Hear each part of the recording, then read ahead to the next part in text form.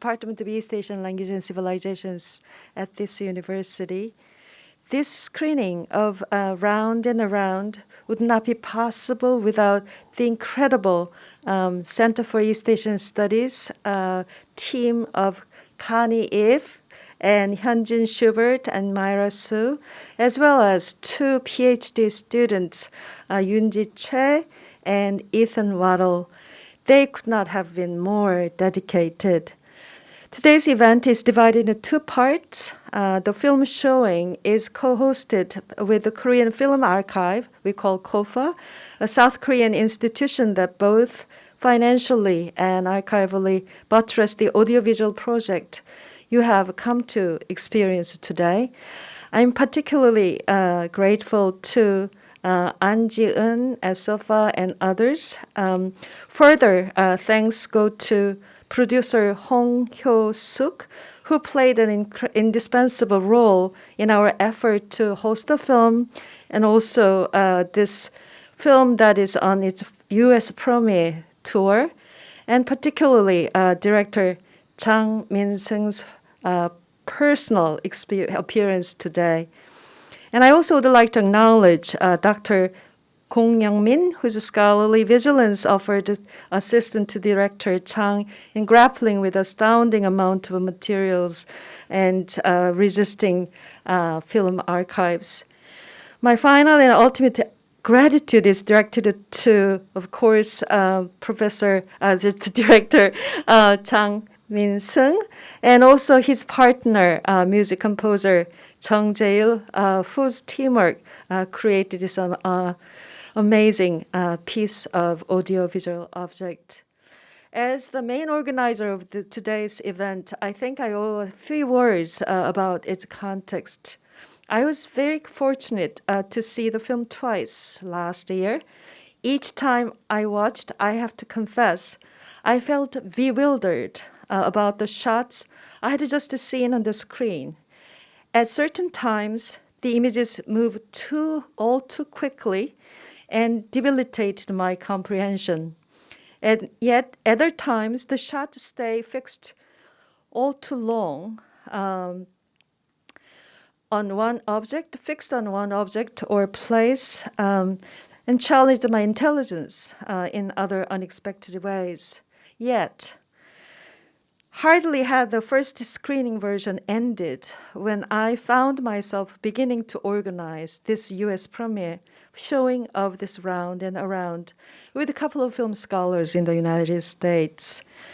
It's because I felt that there is an extraordinary humanistic potential that the piece holds for the viewers as it juxtaposes the deceptively fragile materials of late 20th century South Korean memories with the ephemeral forms of bubbles, flames, and rustles of the leaves.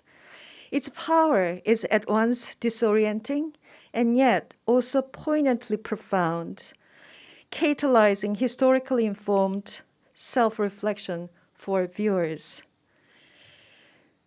Many of you may not know the images or the events and shots of the film if the 1980s South Korea is not within your realm of first-hand experience or knowledge. After the film showing and 10-minute intermission, part 2 will open with a presentation of a slide sequence personally made by Director Chang only for today. It is to facilitate some of the audience's deeper comprehension and reflection, and I cannot thank him more for his hard work right before his departure. He was so generous and dedicated. And Ethan and Yoonji also helped translation, although those translations will not be shown much because of the constraints of the time. In the beginning of the film, slides presentation, I will give some oral explanation, but as minimally possible so that you yourself will digest. And then it will be followed by discussion. The first speaker, Hee-Yoon Kim, is a scholar of dissident culture and media with focus on Korea, who who had been teaching in the Department of Asian Language and Cultures at the University of Wisconsin-Madison since fall 2018. Her forthcoming book, titled Celluloid Democracy, subtitled Cinema and Politics in Cold War South Korea, Professor Kim examines a group of film workers who explored visions of democracy through their cinematic practices during a formative period of democracy in South Korea. Currently, she is working on her second monograph, which studies the intersection of media and activism, as well as the shifting meanings of Gwangju uprising that we will see some of it in the 21st century, this century. My dear colleague at the East Asian Languages and Civilization University, Professor Paola Jovine, will be the second speaker.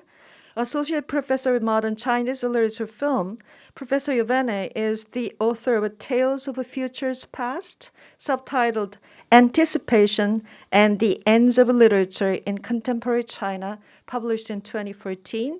And she's a co-editor of Sound Alignment, subtitled Popular Music in Asia's Cold Wars, published last year.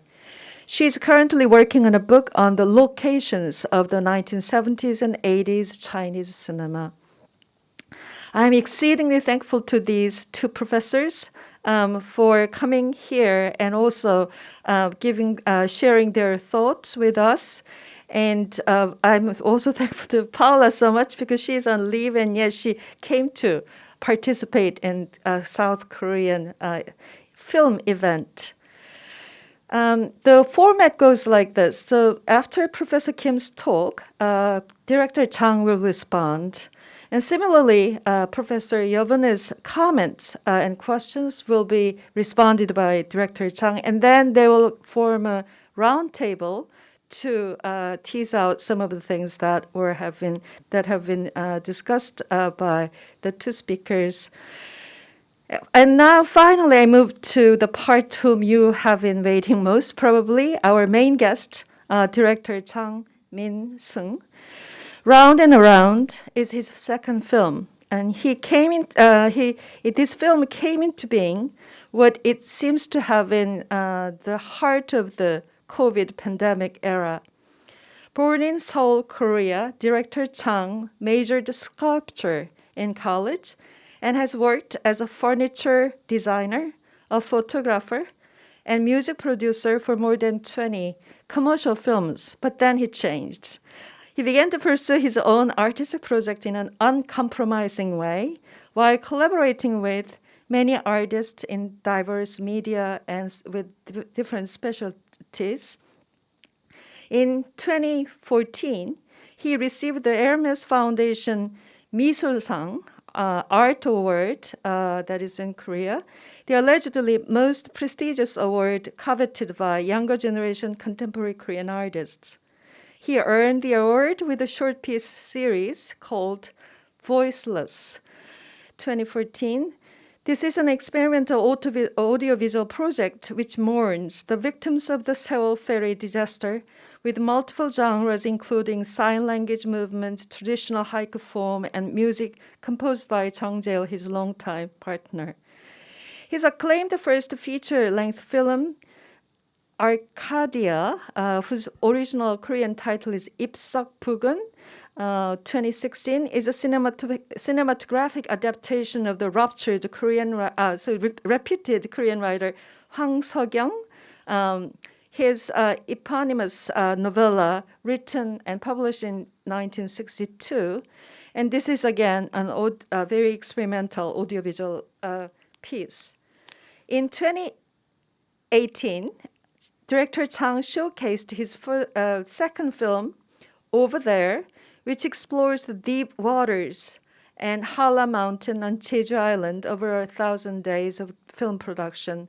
Finally, as a base text for this film, Round and Around, 내 정은 청산이요, My Love is as Solid as a Green Mountain, was produced in commemoration of the 40th anniversary of the Gwangju Uprising. Before moving to the film showing, I will briefly ask Director Chang to come over to the podium in person. And I would ask to say a few words about how we should prepare to see the film. So please join me in extending my hearty welcome and gratitude to Director Chang Min-sung.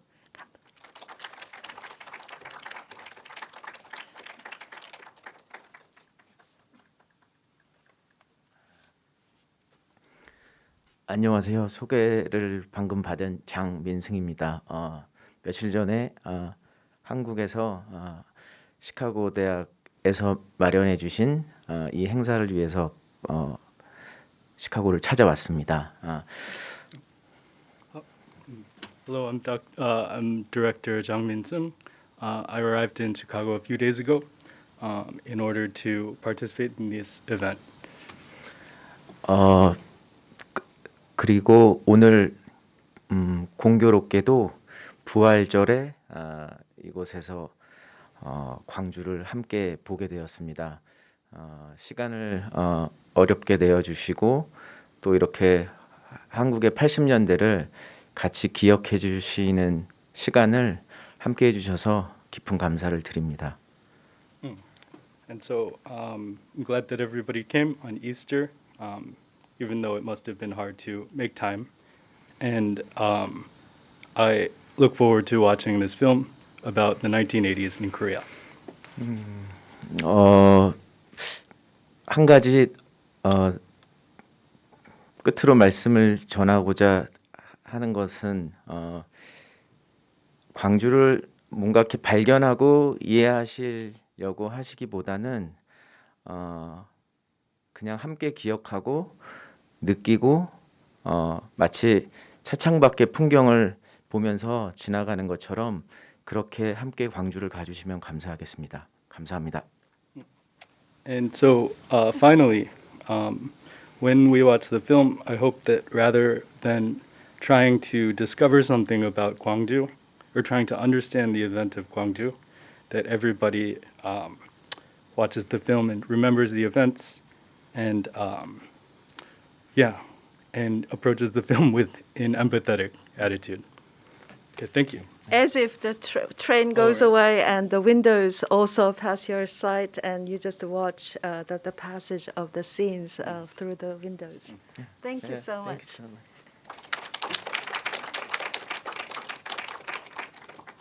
We'll have a brief slide presentation.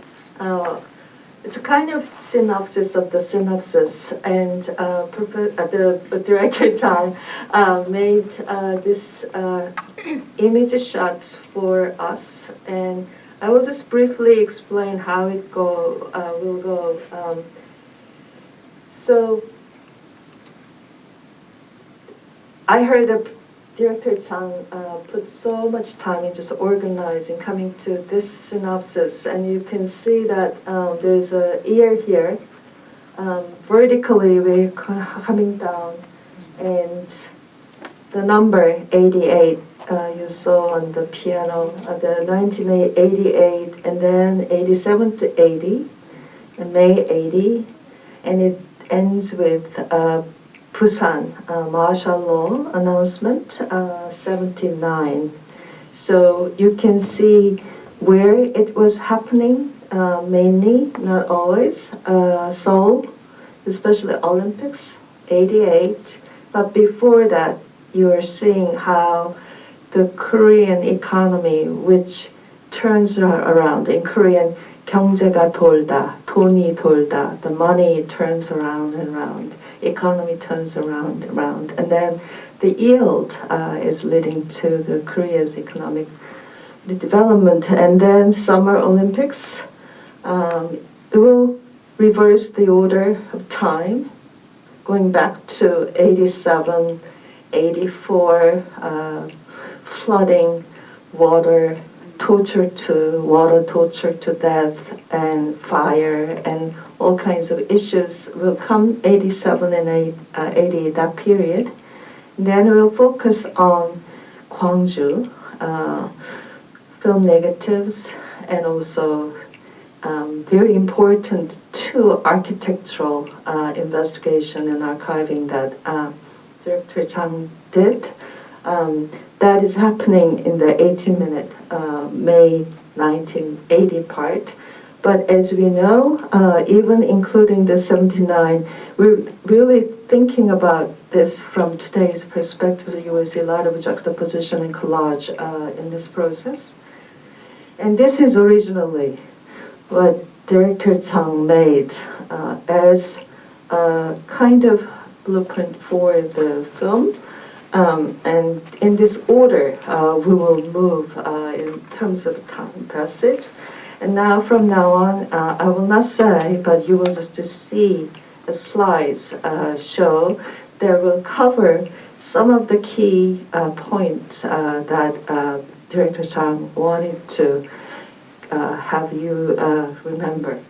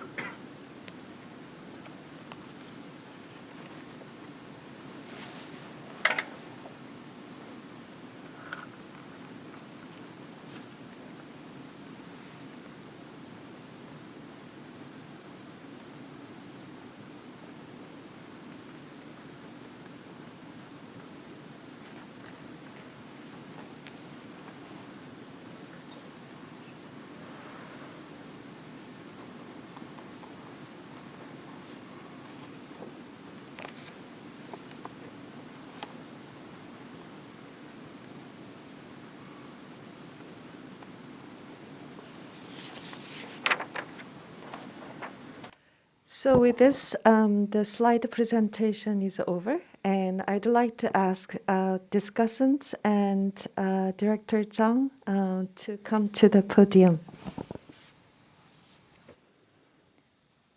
My name is Hyun Kim, and I am very grateful to be able to share some of my thoughts on Round and Around with you today.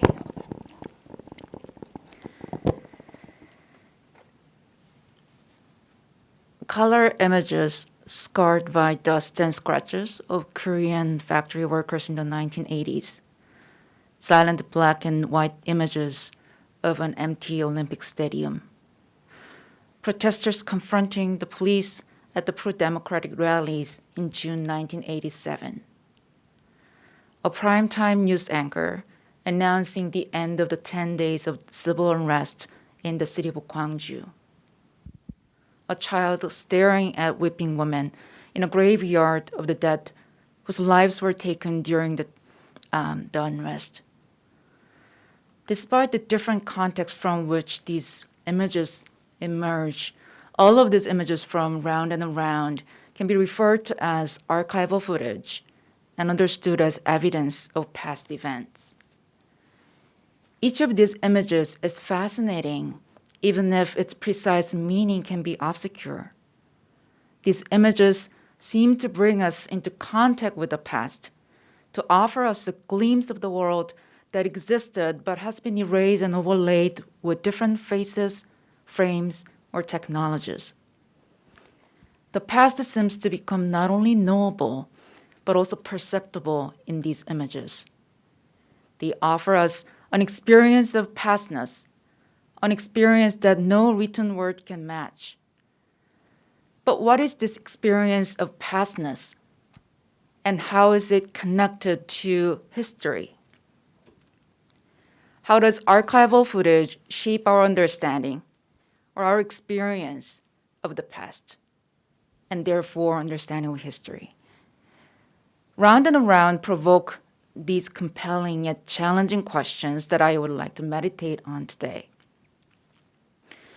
This film is described as, quote, an audiovisual project of the Gwangju democratization movement, unquote. Also known as the May 18, the Gwangjom Rising, or the Gwangju Massacre. The civil resistance opposed the brutal dictatorship, and this has been acknowledged as a key milestone in South Korea's move towards democracy. This 2020 film arrived at a particular juncture when archival footage and photos of the Gwangju were dispersed virtually everywhere. In May 2020 alone, more than a dozen exhibitions and public forums were held in Seoul and Gwangju to commemorate the 40th anniversary of the movement. At least 4 different film festivals brought the films on Gwangju to the audience. And almost every public television station aired the docuseries to remember those who fought against the impunity that produced no universally accepted death toll. Round and Around stands out among these texts, particularly because of effective power that it embodies and enacts. And it is from within this power that the film offers a generative site where a new experience of pastness can emerge. And I hope this experience helps us imagine a counter-hegemonic history of the 1980s South Korea in general, and Gwangju in particular. You probably noticed that this film appropriates archival footage in a way that generates in us a sense of textual differences. This appropriation allows us to experience the archival documents in a different way than we would by seeing them in an officially sanctioned locations such as the National Archives of Korea. The Olympic sequence provides a fascinating example of this appropriation. It begins with the black and white image of the stadium in the present, and the camera zooms in and back, in and out on various parts of the stadium in a way that magnifies its desert-like landscape. And this image is soon juxtaposed with archival footage of the opening and closing ceremonies of the 1988 Seoul Olympics, which was filmed by the National Film Production Center, the government propaganda apparatus. The well-curated image of those ceremonies yields a particular view that the state attempt to promote to the rest of the world. South Korea, once a poor and war-torn country, has grown strong enough to host the world's largest international sports festival. What breaks this curation is, first of all, the contours of the empty stadium in the present. And second, another piece of video footage of the workers building tall apartments. And this scene is really dimly visible, perhaps because the original footage is in a low resolution and projected onto a wrinkled paper, which starts burn. These buildings under construction were not built for those who previously lived there. Thousands of Seoul residents were brutally evicted from their homes to make way for the government's quote-unquote urban renewal plans. As part of the plans, the government evacuated the urban poor and cleaned up Seoul in preparation for hosting foreign guests at the Olympic Games. And the film doesn't really give us sort of, teleological explanation of all of this, but really invite us to face this contradiction. Beneath the surface of the Olympic, a gateway for the country to raise its global visibility, there was violent demolition and uprooting of the people. In its second half, Round and Around enacts more explicit interruption, which begins with archival footage of the 9 o'clock news show that includes an official announcement of an end to the unrest in Gwangju. The voice of the powerful frames the citizens of Gwangju as quote-unquote rebels and mobs who threaten the community's well-being and safety. It boasts of the hardworking police and the martial law security force who work to quote-unquote restore public order and protect residents. The authorities' voice is overlaid on the image of the government's promotional newsreel, which nicely showcases a concerted effort to rebuild the city in the aftermath of this crisis. This frame not only conceals the armed forces' excessive crackdown on the peaceful protesters, but also criminalized those who stood up to protect themselves and others against the randomly exercised violence.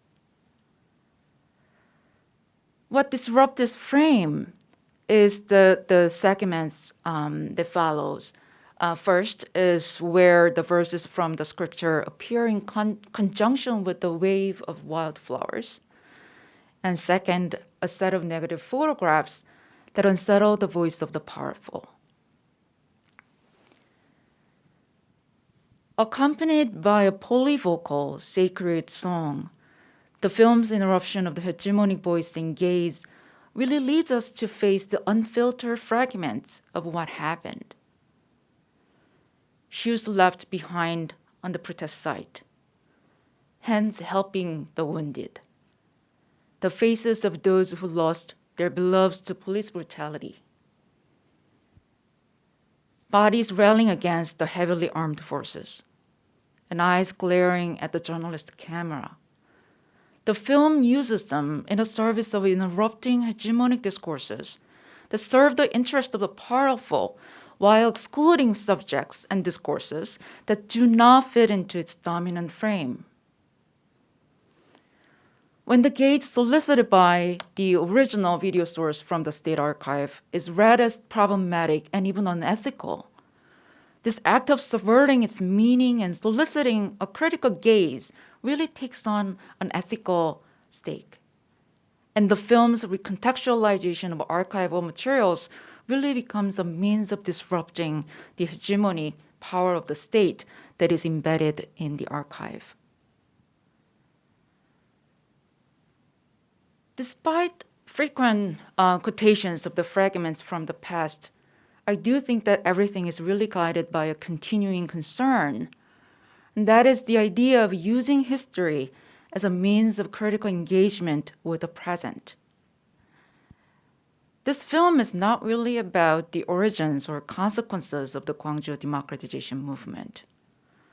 Rather, it is about the things, voices, and bodies that cannot be retrieved, even now that Gwangju has been officially established as a social movement.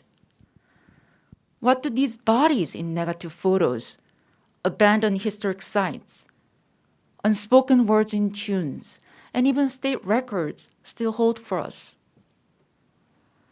How can we commemorate the past when the fragments of the past are still unfolding in front of us?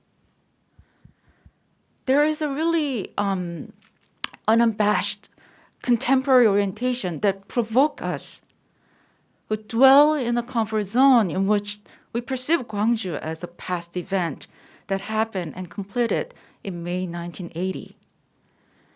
And this orientation does much more than displace old facts and old archives with new ones. These replacements are vital. If you recall, the history of the Gwangju has long been a contentious site for those who want to deny and even distort the established facts, for those who want to reveal the truth against the powerful, and for those who want to authorize the marginalized subjects such as women, the poor, the elderly, the children as active agent of this movement. But they are not really sufficient. It seems that some of these stories are deeply enough ingrained that their replacement might not challenge our fundamental self-conception and maybe sense of history. Perhaps because of this, Round and Around resists the urge to narrativize the past as it was. Instead, it invites the viewer to respond to the image in an intimate, embodied way, and it facilitates the experience of other sensory impressions as well. Negative photographs pull me into the side of oppression and resistance in the past. The wailing voice of the pansori singer pierces my heart and adds palpable weight to the scene. The former prison and hospital take hold of my arm so that I cannot really run away. These were places where thousands of citizens detained and abused by the military corps were forcibly brought. They became another interrogation site where the military force tortured the captives to get information about those quote-unquote behind the uprising and cover up many, many innocent deaths. But the film doesn't really explain much about any implications these places might have today. But it nudges us to sense what still resides in these sites. Aging pillars, dusted windows, rusted doors, and jungle-like gardens.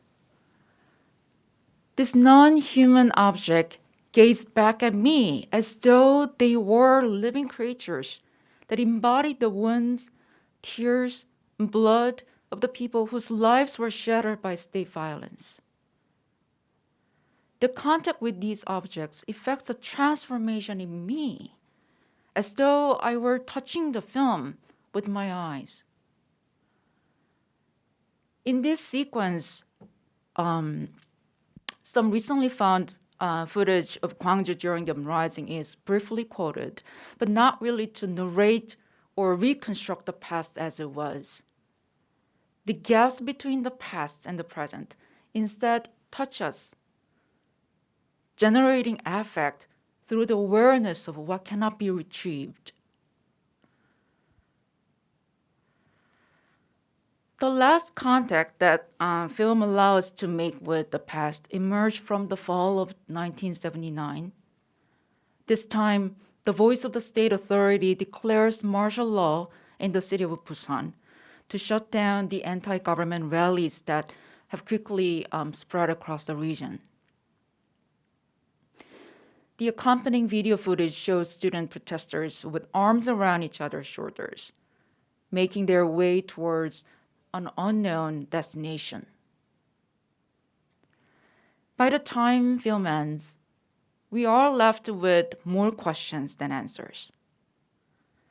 Why have these fragments been put together? What are they supposed to tell us? Round and Around stops there, with no satisfying exit to give us a sense of closure in history.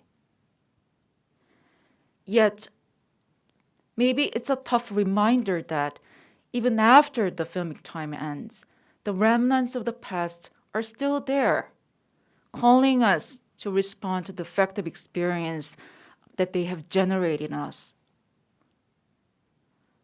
So we have the choice to take this reminder, to change our understanding of history and our experience of the world in ways that may transform us. Thank you.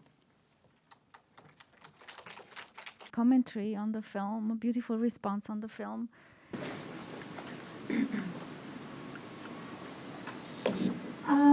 Well, I think I will just speak here. Thank you so much,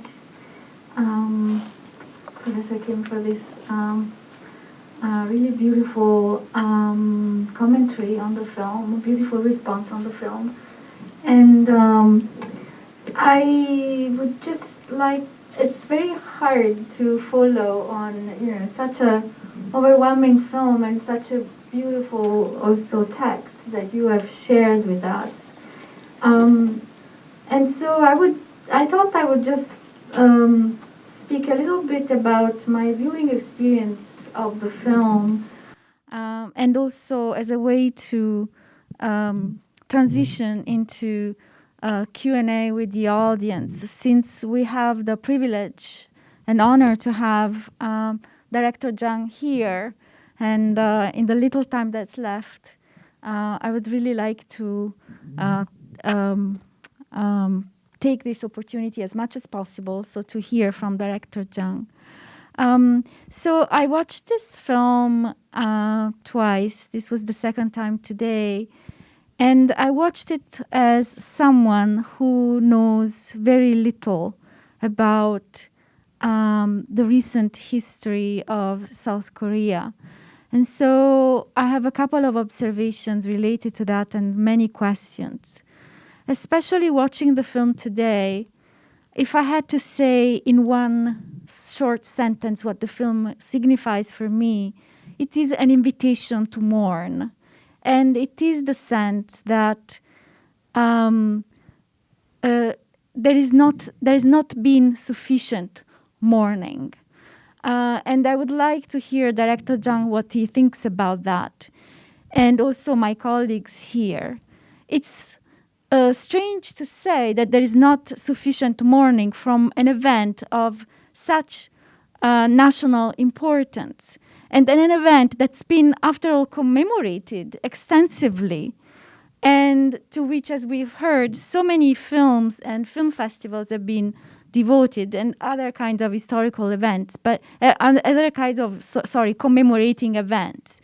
But the film, which slows us down at the very beginning with a candle that inevitably I connect to a religious environment and to a scene of mourning. And the shot is a long take of several seconds, if not minutes, inviting us to slow down and take on the labor of mourning.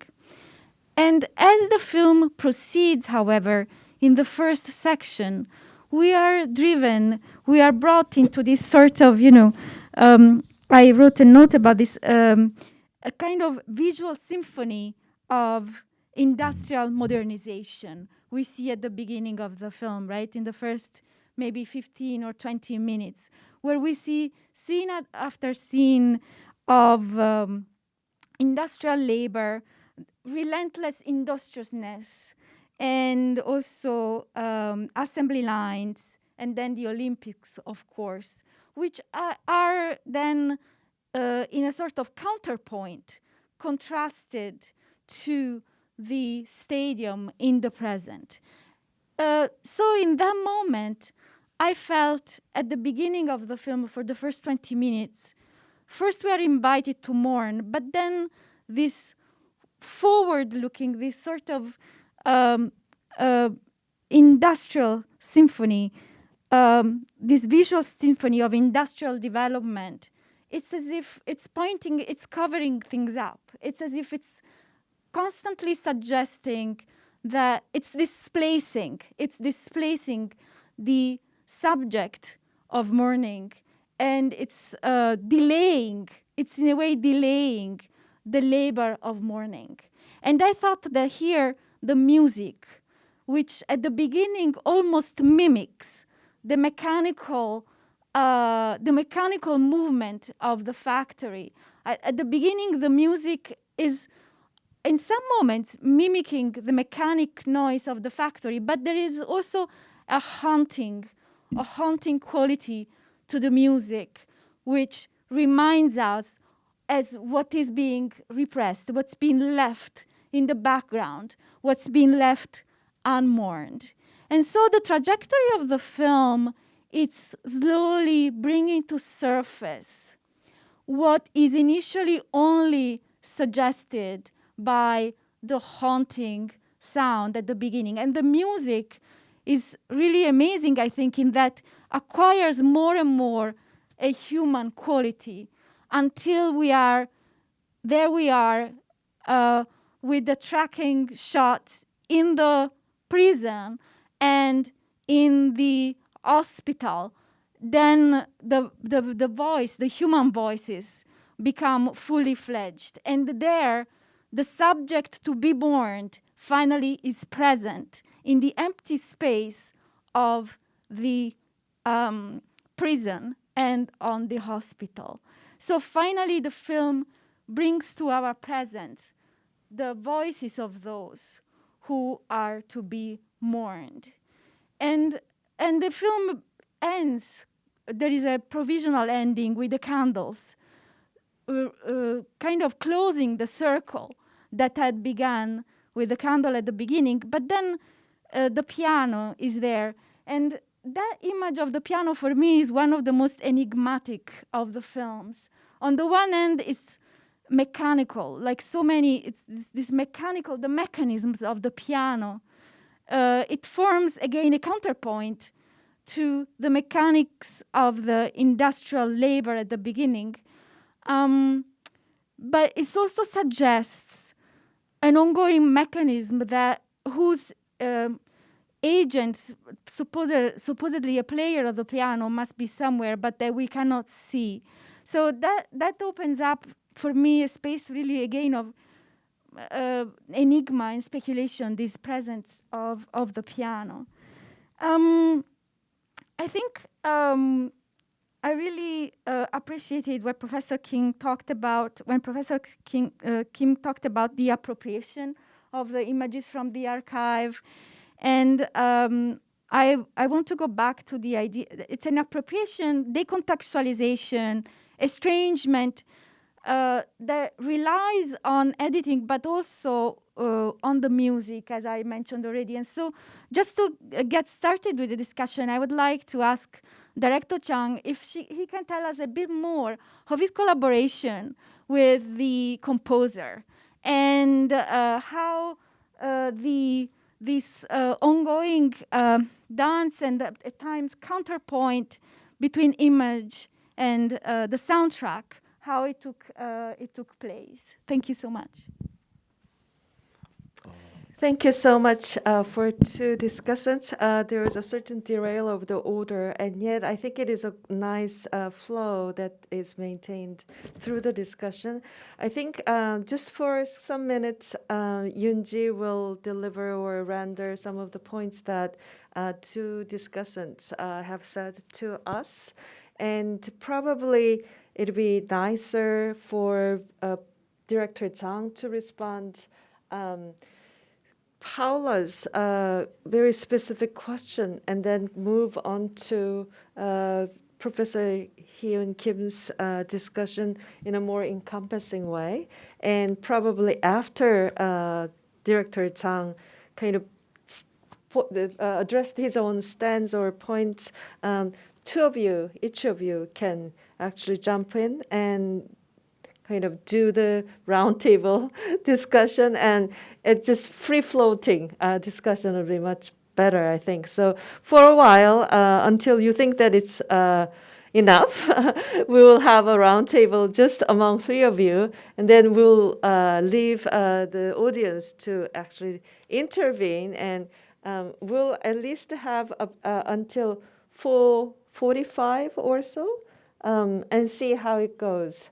So, Hyun, do you want to say anything in response to actually Paula to emphasize something? Otherwise, I will move on to Director Chang. I think he's ready to. Oh, okay, he's ready. Okay, 네, so 네, 준비가 됐습니다. 네. 우선 이 상영을 그래도 적은 횟수는 아니고 제법 많이 했었고 GV도 그때마다 많이 가졌었는데요. 확실히 학교에서 학자분들이랑 또 이런 시간을 갖는 건 아주 지금 생경한 경험을 하고 있습니다. 그것도 미국에서요. And so, I'm I'm ready. And so, first, this is not the first screening. So I've had many screenings, and in the context of a school, right? At this with many academics, it's a familiar environment.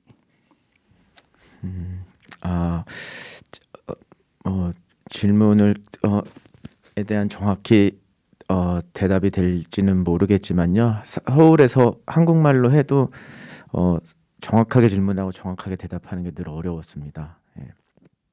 And so, in response to the question, I'm not sure if my answer will be correct, and this would be true in Korean or in English. 왜냐하면 보는 사람마다 다 다르게 느낄 수밖에 없기 때문에 특히 이런 필름은 더 그런 것 같습니다. And this is because each viewer can only see the film differently, and this is especially true for this film. 우선 앞서 저에 대한 소개를 해주셨는데 저는 요즘에는 필름 메이커나 디렉터로 많이 불리우긴 하지만 배운 교육이나 근본은 비주얼 아티스트라고 생각을 합니다.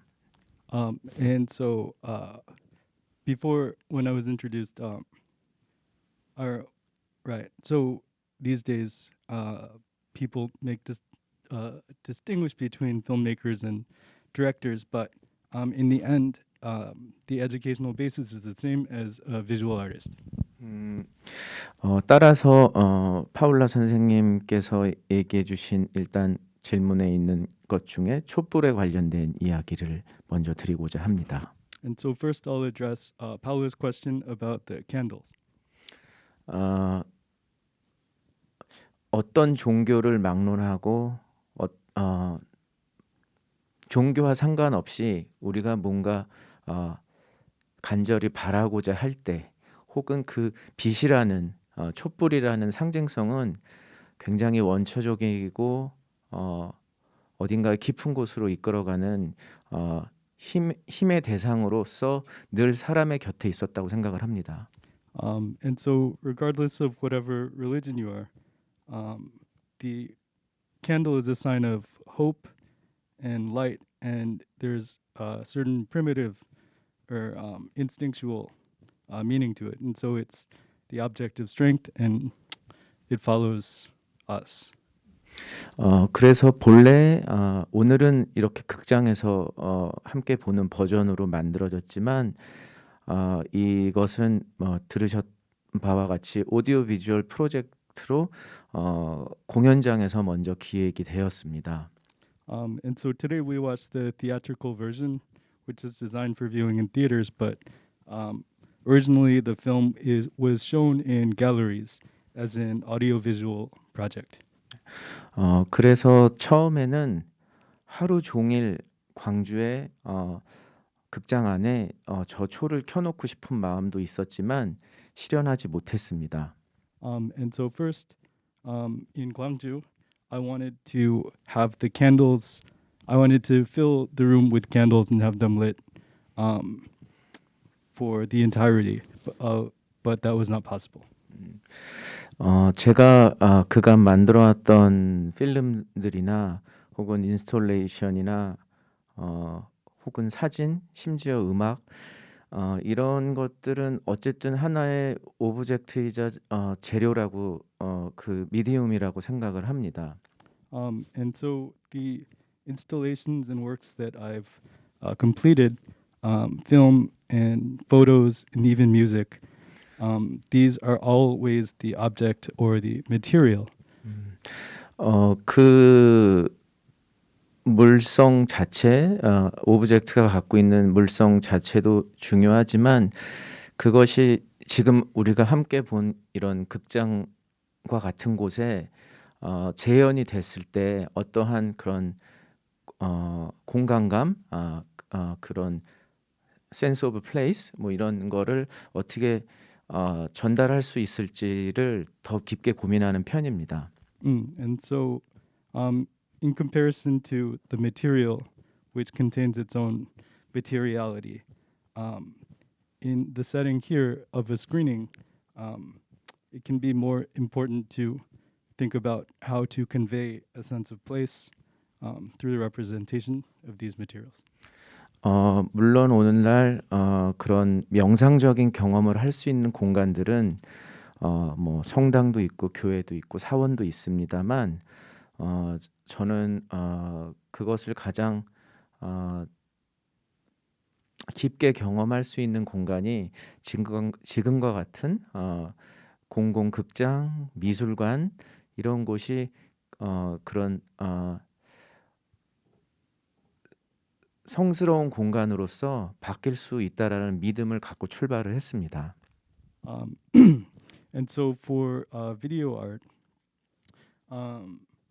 so even more so than religious places like temples, these types of public areas like theaters and galleries.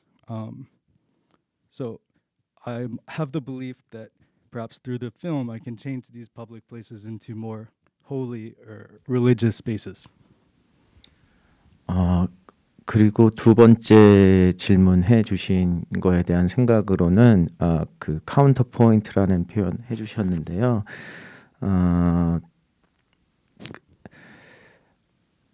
제목에서도 알 수 있지만 이거 한국어로 된 둥글고 둥글게를 잘 표현하는 영어 제목이 되는지는 제가 정확하게 알 수는 없지만 무수하게 많이 반복되는 대위법을 통해서 이것이 과거형이 아닌 현재로서 또 다른 모습으로 계속 우리의 일상에도 유령처럼 따라다니는 그 무엇이 있다라고 느꼈기 때문에 이 아카이브와 현재 다시 촬영된 것을 계속 병치하는 방법을 사용하였습니다. And so, in response to the second question, in which the term counterpoint was used, so I'm not sure if the title "Round and Around" is an accurate rendering of the original Korean title, but what is being conveyed, or what I'd like to convey through it, is that there's a feeling of something following us through everyday life. It's not in the past, but it's in the present. And this is the archive, right? So, yeah. 왜냐하면 제가 미국에 살아본 적은 없지만 많은 뉴스나 이런 걸 통해서 지금의 우리가 우크라이나를 보듯이 정말 억울하고 허망한 과 그런 것들이 노동의 현장에서 거리에서 어디에서나 정말 지긋지긋할 정도로 되풀이된다라는 인상을 갖고 만들었습니다. And so I made the film with the feeling of injustices and tragedy just continuing to be repeated. And so this, although right, and so this includes what's happening in Ukraine and what's happening at the scene of labor and on the streets. 저 역시도 그 당시에 광주에 있지 않았고 한국 사회의 일원이긴 하지만 아직도 광주를 알아가는 과정이라고 생각을 합니다. 안다고 할 수가 없고요. 중요한 것은 뭐 제가 한국에 있어도 미국에서 발생하는 비극적인 소식에 애도를 표현하고 기억을 떠올리려고 하는 것처럼 중요한 것은 연대와 기억이라는 생각이 듭니다. 그래서 우리는 모두가 다 마치 생태계처럼 연결돼 있다라는 생각을 잊지 않고 있습니다. And so for me, the process of making the film was getting to know the events or getting to know Gwangju. And so though I'm unable to say that I actually understand or know Gwangju, that was the process of the film. And what's important here is to express mourning and solidarity as well as remembrance. 끝으로 음악에 관련된 질문에 대해서 말씀드리자면 저랑 음악 감독은 굉장히 오래된 형제이자 피는 섞이지 않았지만 형제와 같거나 혹은 지적 또 동지이기도 합니다. 예. 그래서 뭐 여기 아시는 분들은 아실 수가 있겠는데요. 최근에 한 패러사이트라든지 스퀴즈 게임이라든지 굉장히 많은 사람들이 본 영화의 음악을 만드는 작곡가이기도 합니다. And so the music director of the film is a longtime friend of mine. I could call him my brother of different blood, or I could call him a comrade. And you may know him as well because he is the composer of music in many films that many people have seen, such as Parasite or the TV show Squid Game. 그래서 실은 그런 영화 음악의 작업 봉준호 감독님하고 할 때랑 달리 저와는 주로 대화보다는 말 없이 음주를 더 많이 하는 편입니다.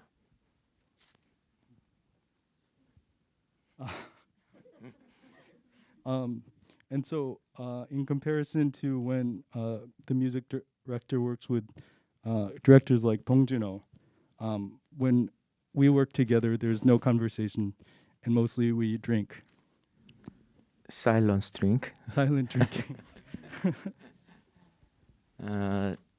이번 역시도 사실 시편 북 오브 삼스를 하게 된 것은 당시에 남겨져 있던 많은 아카이브로 남은 일기들을 볼 기회가 있었습니다. 그 일기에는 정말 공교롭게도 카톨릭 신자들이 또 많이 계셨고 마치 이 억울함을 주님께 탄원하는 정말 원망하고 탄원하는 그런 메시지를 많이 받았습니다. 그래서 자연스럽게 누가 왜 언제 만들었는지 모를 시편이라는 것과 구약의 그 고대에서부터 현재까지 그런 억울하고 일어나지 말아야 될 사건들이 계속 되풀이된다는 생각을 갖고 있었는데요. 거기서 제가 한 40여 편을 추렸고요. 그것을 음악 감독한테 전했습니다. 그 중에 12편을 또다시 추려서 텍스트로도 삽입이 되고 그것을 라틴어로 다시 부르게 된 버전이 음악의 중심이 되었습니다. Okay. And so during the making of the film, I was able to see a lot of archival materials. This is in response to so the reason why the Psalms were used is because while looking through the archives, I encountered many journals. I could see many journals, and many of the journals were written by Catholic believers, and they were imploring us to witness the past and the wrongs that have occurred from the pre-modern times to the present. And so I began with 40 psalms and narrowed it down to 12 psalms, and these became the texts that were used in the music. 제 질문에 대한 대답이 잘 안 됐다면 죄송합니다, 파울라 선생님. And if this isn't sufficient in responding to your question, I apologize. I think that translation always gives us a dilemma. So now we want to hear a lot more about the actual conversations among three of them. I think you deserve to ask questions and also get some responses from the director. So now I would like to turn the floor to the audience. And if you have any questions, I think it is a small group enough and you can actually speak loud. Probably that will work. So any questions you can address to the director now.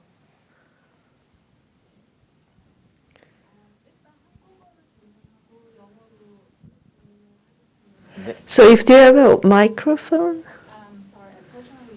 maybe we can use one of them. Yeah. Or actually, if you want to step up. Oh, that'd be best. Don't be scared to come over here.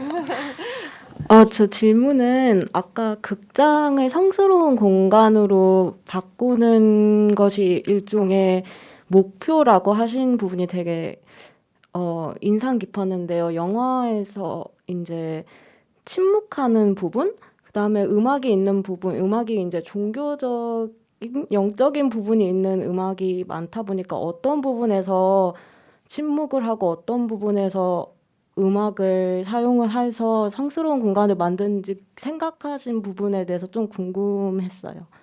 So my question was, it was really interesting to me that director spoke about turning the theatrical space into a sacred space, and I was wondering how he thought about using silence and spiritual or religious tone in the music and alternating that to create sacred space in the theater.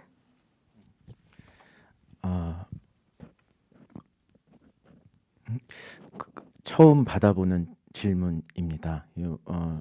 근데 무척 인상 깊은, 저 역시도 인상 깊은 질문을 주셨다고 생각을 합니다. This is the first time I've received this question, and it's quite impressionable on me.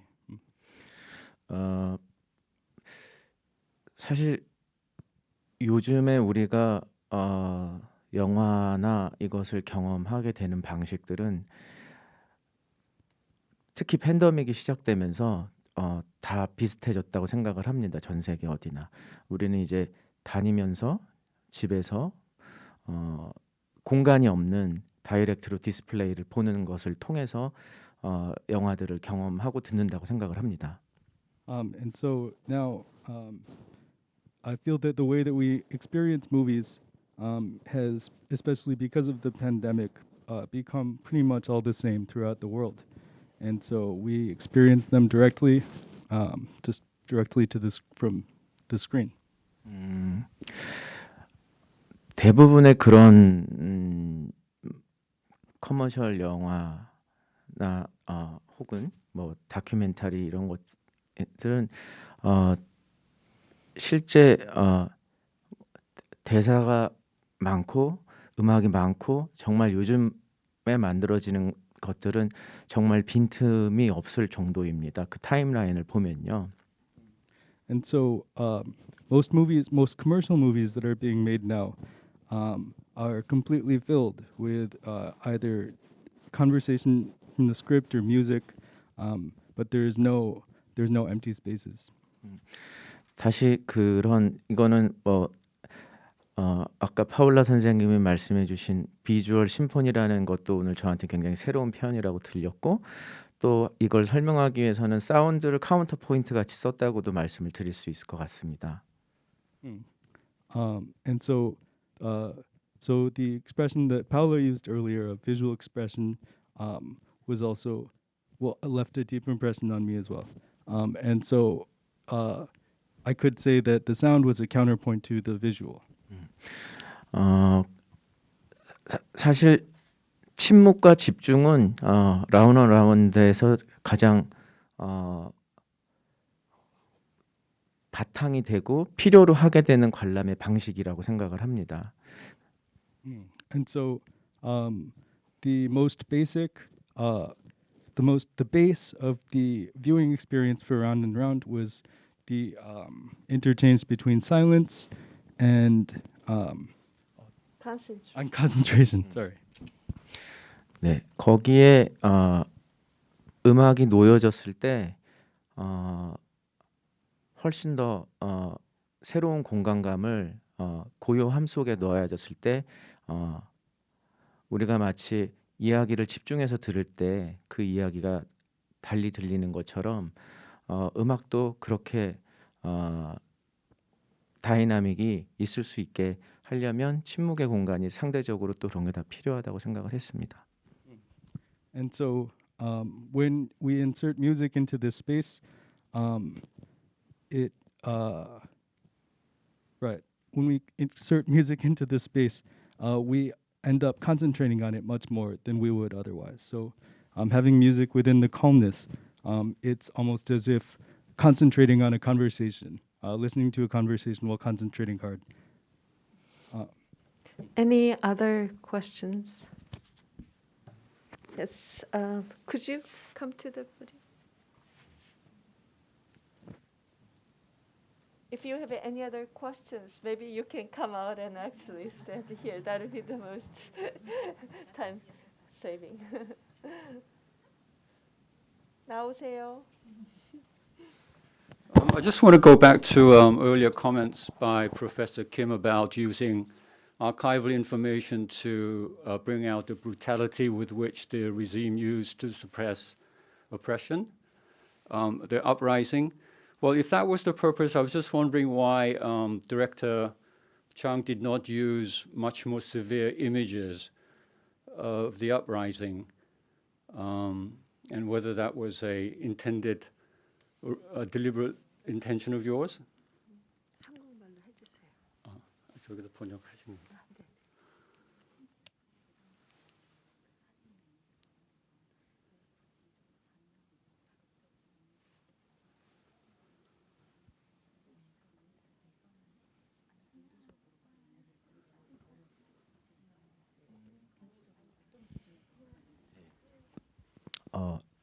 감사합니다. 맞습니다. 정말 이것을 만드는 시간이 너무나도 이 시청각적인 비극들을 항상 아카이브를 통해서 경험을 했었어야 하기 때문에 매우 어려운 시간이었습니다. 저는 이야기하신 것처럼 의도적으로 사실 광주를 이야기할 때 많이 전형적인 스테레오타입으로 사용되는 이미지들이 굉장히 많다라는 것도 알게 되었습니다. 이런 것들을 기능적으로는 사람들한테 직접적으로 보여주지 않고 예술로서 아카이브지만 전환이 될 수 있는 가능성이 있는 것을 통해서 절제를 해왔습니다. Well, I have another question. Just a second, we Sorry. Right. And so while spending time in the archive, it was incredibly difficult because of the audio-visual experiences that one must endure while in the archive. And so intentionally, yes, I didn't use the conventional imagery that's associated with Gwangju, but rather tried to exercise restraint, right, with the possibility of turning the archive into art. Okay, well, my second question is if it was your intention to be a little more temperate and moderate in your presentation of the images, I felt it was the sound was much more intense, and I felt that other than the last piano piece, most of the sound throughout the film was very intense. And I'm just wondering whether that was a deliberate effort on your part with the sound director?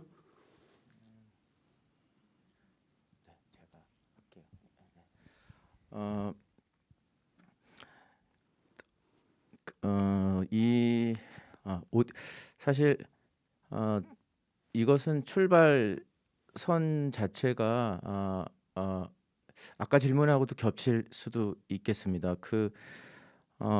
음악이 할 수 있는 역할은 시각적인 것보다 훨씬 강력하다라는 것을 많은 경험과 훈련으로 알고 있었습니다. And so right, so my response may overlap with response to other questions, but one of the starting points of the film was the realization that music, the role of music, what music can do can be much stronger than images, and I've learned this through training and experience. 네, 그래서 음악과 소리가 광주를 기억하고 위로하는데 큰 길이 된다고 생각을 했습니다. And so sound and music can play a comforting role, especially in the context of the Gwangju uprising. 질문 주신 것 중에 좀 이렇게 정제된 이미지 이런 부분들은 이것 자체의 출발이 정말 실물 5.18 사적지의 실물 증거로 남은 병원과 교도소 이 두 곳이 출발점이 됐습니다. 그것을 기록하는 것 자체가 저한테는 가장 큰 하나의 제가 미술을 하는 사람으로서의 사명이라고 생각했고 거기에는 몇 가지 그런 아까 그 트래킹 촬영이라든지 어느 속도 이런 것들에 대한 규칙적인 하나의 질서들을 거기에 삽입을 하였습니다. And so the starting point of the film was filming within the spaces of the hospital and the prison, because these are the real evidence of the Gwangju uprising. And so I included using tracking shots and speed and such form, right, to capture the spaces. 건축물과 어떤 상징적인 오브젝트를 빼고는 여기에 담긴 광주의 시각적 자료들은 모두 다 실제 했던 재현한 것이 아니라 실제 했던 것들이 누가 왜 어떻게 찍었는지 모르는 것들입니다. 그래서 편집을 할 때 시각적 질서가 놓여 있는 실사 필름들, 뭐 예를 들면 광주에서 건축을 찍은 것 같은 게 대표적이라고 할 수 있죠. 그랬을 때 아카이브들이 배열을 했을 때 어느 질서들이 생긴다고 생각을 했습니다. 그래서 제가 한 일은 어떤 사건과 아카이브를 고르고 질서에 맞게끔 놓은 것이 편집이라고 생각을 했습니다. Okay, and so these architectural spaces are visual materials but at the same time they're real materials. And so in the process of editing, a certain visual order emerges. And so the process of editing then is to represent that visual order. I think I'd like to have one or two last concluding questions. Yes, please come over.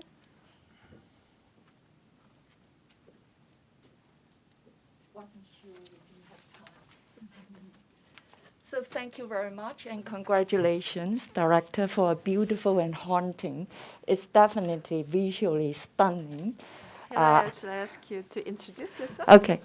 I'm Sophia Wang Bachio. I'm actually the festival director of Asian Pop-Up Cinema. It's just coincidence.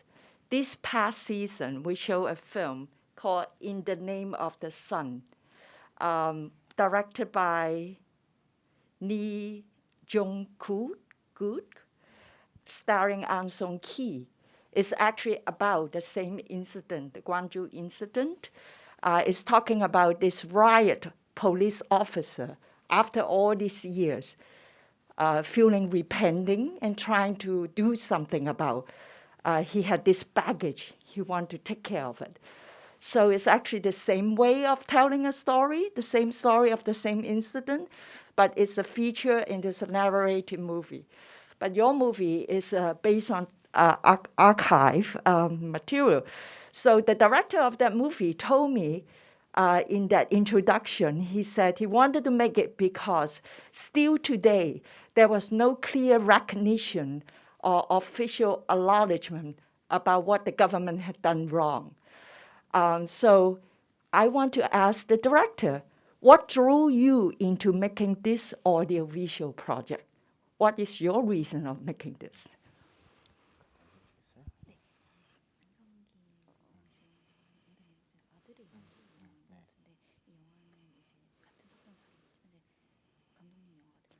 Thank you for coming. I actually went to see the film Which in one your is- series, You The did Name it? of the Sun, with Paula. Right.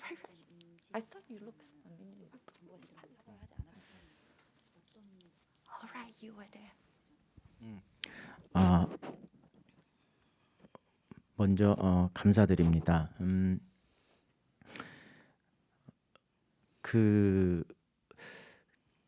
이야기하신 그 영화는 제가 보진 못했습니다.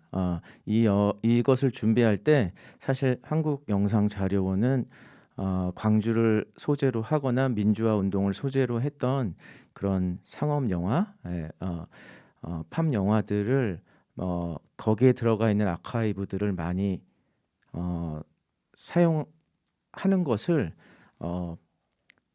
권유를 하였었습니다.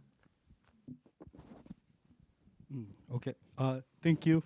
I haven't seen the film that you are referring to, but in preparing for Round and Around, it was at the Korean Film Archive, and commercial films which are centered around Gwangju, it's recommended that they also take advantage of the archives, that they use the archives. 사실 단 한 편의 그런 영화들도 사용을 하지 그런 영화에 들어가 있던 푸티지들을 사용하지 못했던 데에는 거기에는 어떤 허구적 물론 사실에 기반한 허구이기도 하지만요. 사건에 기반한 하지만 그것이 배우와 대사와 어떤 드라마틱한 설정을 놓고 어느 과장이나 영웅화되고 이러는 것들을 보는 게 이렇게 쉽지가 않았습니다. And so it wasn't easy to watch films about Gwangju, like commercial films, where the plots and actors are, dramatizing the events which are happening, right? Or which happened in relation to Gwangju. 그보다는 아카이브가 훨씬 더 다듬어지지 않은 상태 그대로가 누가 왜 어떻게 했는지 모르는 이런 것들이 훨씬 더 깊은 인상을 주게 되었습니다. And so, more so than commercial films or dramatizations, the materials of the archive have not been manipulated in any way. And so, they leave a much deeper impression, especially if you don't, or for instance, if you don't know, for people who don't know about Gwangju. 끝으로 저 역시도 제가 저는 그 전에 이렇게 사회적인 주제를 이렇게 정면으로 다룬 작업은 이번이 처음입니다. 그리고 사실 그런 소재가 더 만들어지는 것을 창작자로서 좀 거리를 두고 싶은 생각도 많이 있습니다. And in conclusion, so as a creative writer, as a creative artist, I try to put a distance between myself and topics related to society.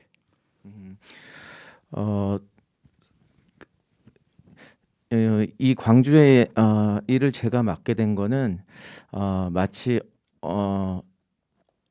길을 지나가다가 어떠한 사고가 생겼는데 그 현장에 제가 있었던 것 같은 경험과 유사하다고 생각이 듭니다.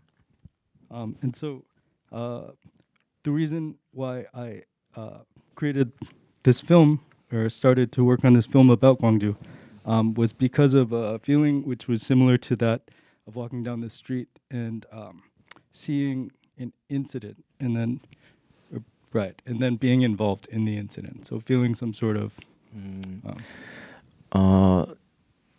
마치 그 사고 현장에 누군가가 다쳐서 쓰러져 있다면 제가 전혀 모르고 관련이 없는 일이라 할지어도 그것은 완벽히 저의 일이 된다고 생각을 했습니다. 가서 거들어야겠죠. 광주 일은 저한테 그렇게 비슷하게 시작되었습니다. And so, within that incident, if there's someone who is hurt and fallen down, I feel it's my responsibility to help them. And so, this is the similar feeling that I have towards Gwangju. 이야기하신 것처럼 아직까지도 이거에 대한 진실은 42년이 돼갑니다. 근데도 왜 이런 일이 생겨났는지, 누구에 이렇게 됐는지 아직까지 모르고 광주 자체가 많은 사람들에 의해 조롱거리가 되는 거를 참을 수가 없었습니다. And so, as you said before, so despite the fact that 42 years have passed, still the truth has not been revealed. Why the incident happened or who's responsible. We still don't know these facts. And this is hard for me to bear. Thank you. 맞습니다. Thank you. So I think one point that he wanted to say at the end was that in the past years, Gwangju had been an object of ridicules in certain part of the population, and he just could not stand that what's going on, and that's another part why he got involved in this project. I think we will have a reception, and Korean food is waiting, and so those of you who have more questions and comments can actually come to talk to the director in person. And I would like to thank Director Chang and discussants and also translators and all other staff who really helped this event possible. Really, thank you. And I really want to thank you for coming on this Easter. Thank you very much.